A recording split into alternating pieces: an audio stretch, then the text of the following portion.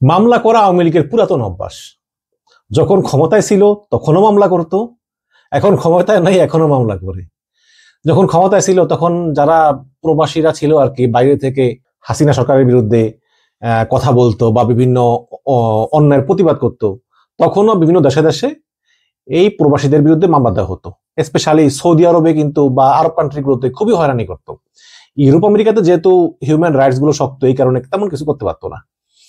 তো সেই ধারাবাহিকতা কিন্তু এখনো বন্ধ হয়নি। এখন তো ক্ষমতায় নাই, এখন তো তারা বলে তারা নির্যাতিত, তাদেরকে অন্যায়ভাবে সরানো হয়েছে। এবং ফেসবুক ইউটিউব সবার জন্যই তো সমান। আগে যেমন প্রবাসীরা ফেসবুক ইউটিউব ব্যবহার করে হাসিনার বিরুদ্ধে কথা বলতো, এখন তো হাসিনার ইচ্ছা করলে ফেসবুক ইউটিউব ব্যবহার করতে পারে, করে কথা বলতে পারে, কিন্তু না বলে না। কিন্তু না, ওই মামলা মানে মামলার যে অভ্যাস, ওই অভ্যাস তো যায় নাই। তো এই মামলা আবার শুনলাম যে গতকালকে রাতে সাংবাদিক জুলকারনাইন সায়ের সামির পোস্ট থেকে যে 8 জন প্রবাসীর বিরুদ্ধে মামলা করেছে এই একজন লোক, তিনি হচ্ছেন আপনার এই ফ্রান্সের আওয়ামী লীগের একজন ব্যক্তি। এবং সাম্প্রতিক সময় আপনারা জেনেছেন যে একটা পোস্ট ভাইরাল হয়েছে পিনাকি ভট্টাচার্যের ফেসবুক পোস্টে, যে সেখানে পিনাকি ভট্টাচার্যের নামে কথাবার্তা বলতেছেন। তো সুতরাং এই পিনাকি ভট্টাচার্যের বিরুদ্ধে হাসিনা প্রায় কথা বলেন, এটা বোঝা যায়। আমরা এর আগেও দেখেছি পিনাকি ভট্টাচার্যের নামে কথা বলেছেন, যে পিনাকি কেন ভট্টাচার্য নাম ব্যবহার করে, সে তো মুসলমান হয়ে গিয়েছে, তার শ্বশুর তো মুসলমান, শ্বশুর বাড়ি অমুক জায়গায়। এবং পিনাকি ভট্টাচার্যের শ্বশুর বাড়ি নিয়ে সে খুব ক্ষিপ্ত। পিনাকি ভট্টাচার্যের বাবার বাড়ি না, বাপের বাড়ি কথা প্রথমটা বলে না, যেহেতু বাবা হিন্দু মা হিন্দু, শ্বশুর বাড়ির লোকজনের মুসলমান, ওটা নিয়ে খুব আপত্তি। এবং পিনাকি কেন এখনো ভট্টাচার্য পদবি ইউজ করে, এটা নিয়েও হাসিনার আপত্তি। তো যাই হোক, এরপরে যখন কালকে শুনলাম যে 8 জন প্রবাসীর বিরুদ্ধে মামলা হলো, তখন আমি ভেবেই নিয়েছিলাম যে এর ভিতর ডেফিনেটলি পিনাকি আছেন, পিনাকি ভট্টাচার্যের নাম 1 নম্বরে থাকবে। কিন্তু খুব অবাক কাণ্ড যে আমি দেখলাম যে এখানে পিনাকি ভট্টাচার্যের নাম নেই। আমি খুবই অবাক হলাম, খুবই অবাক হলাম। এখন মানে কেন বাদ দিয়েছে, কি চিন্তা ভাবনায় বাদ দিয়েছে, কেন অন্য যারা আছে তাদের ভিতরে 2 জনকে আমি চিনি, কিন্তু আপনারা হয়তো অনেকেই চিনেন না। আমি যেহেতু এলানের লোক, আমি খবরটা রাখি, আমি চিনি, কিন্তু তারা কি অপরাধ করছে আমি জানি না, মানহানি মামলা।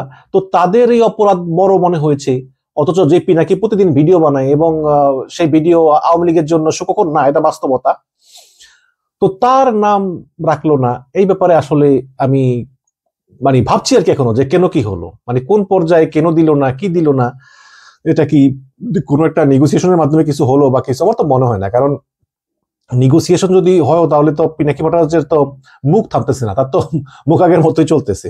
তো জুলকারনাইন সায়ের সামি তিনি লিখেছেন যে সামাজিক যোগাযোগ মাধ্যম এবং প্রযুক্তির ব্যবহার করে উদ্দেশ্য প্রণোদিত ভাবে সম্মান হানিকর তথ্য প্রচার এবং কুৎসা রটানোর অভিযোগে বাংলাদেশি বংশোদ্ভূত ফরাসি নাগরিক, মানে সে ফ্রান্সের নাগরিক আর কি, বাংলাদেশি বংশোদ্ভূত, জনাব কাজী এনায়েতুল্লাহ ফ্রান্সে বসবাসরত 8 জন বাংলাদেশি অভিবাসীর বিরুদ্ধে ফ্রান্স পুলিশের কাছে মানহানির মামলা দায়ের করেছেন। এই মামলায় অভিযুক্তরা হচ্ছেন কবির হোসেন, চিনি না, আর এম খান বাবু, মানে আসামি আর কি, কবির হোসেন, আর এম খান বাবু চিনি না, ইসমাইল হোসেন চিনি না, দেলোয়ার খান তাও চিনি না, মীর জাহান ওনাকে চিনি, জাহেদ খান, মোহাম্মদ মিঠু, আর কে মশিউর। এখানে মামলার নাম্বারও দেওয়া আছে, বা বিশাল নাম্বার, এটা পড়তে গেলে একদিন লাগবে। এগুলোর বেশির মানে এই যে এফআইআরটা দিয়েছে পুলিশ, এটা আসলে ফ্রান্স ভাষায় লেখা, আমি তো ফ্রেঞ্চ ভাষা পড়তে পারি না, তবে এখানে নাম টাম দেওয়া আছে, আসামিদের নাম টাম দেওয়া আছে, ঠিকানা দেওয়া আছে ইত্যাদি। তো দর্শক, এইসব মামলায় তেমন একটা কিছুই হয় না। এর আগেও কিন্তু আওয়ামী লীগ বহু জায়গায় বহু মামলা করছে। আরব কান্ট্রিতে একটু সমস্যা হয়, এটা বাস্তবতা। আরব কান্ট্রিতে আওয়ামী লীগের মামলার কারণে অনেককেই দেশে পাঠিয়ে দিয়েছে। সৌদি আরব থেকে আমাদের সিরাজ ভাইকে দেশে পাঠিয়ে দিয়েছে, তার আগে উনি অনেকদিন জেল খেটেছে। এভাবে আমাদের আরো বিএনপির অনেক নেতা কর্মী, জামাতের অনেক নেতা কর্মী, তারা আরব কান্ট্রিতে এই আওয়ামী লীগের অভিযোগের কারণে তারা জেল খেটেছে, জেল খাটার পর দেশে পাঠিয়ে দিয়েছে এবং দেশে গিয়ে আবার জেল খেটেছে।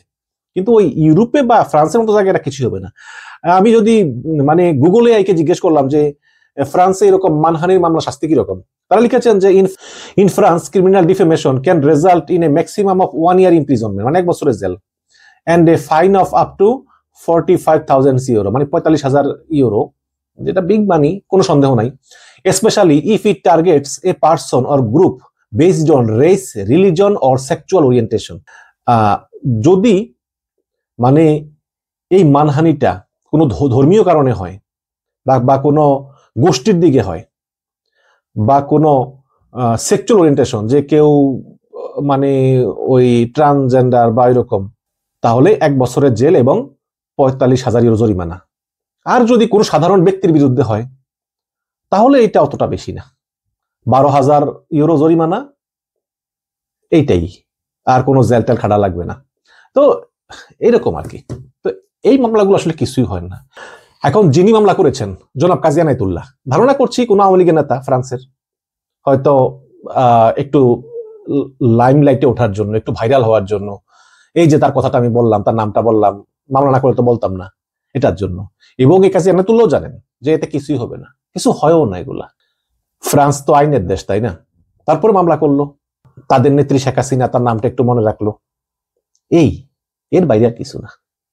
8 জনের নামে মামলা করলো, পিনাকি ভট্টাচার্যকে ছাড়া, যিনি কিনা ফ্রান্সে বসে এই আওয়ামী লীগের বিরুদ্ধে যত কথা বলেছেন সেই কথাগুলো বাংলাদেশের প্রায় মানুষের কানে গিয়েছে, কারণ ওনার ফ্যান ফলোয়ার অনেক, সাবস্ক্রাইবার অনেক, এবং ওনার ভিডিওগুলো প্রত্যেকটাই ভাইরাল, প্রত্যেকটা, এবং প্রতিদিন একটা করে বানায়, প্রত্যেকটাই ভাইরাল।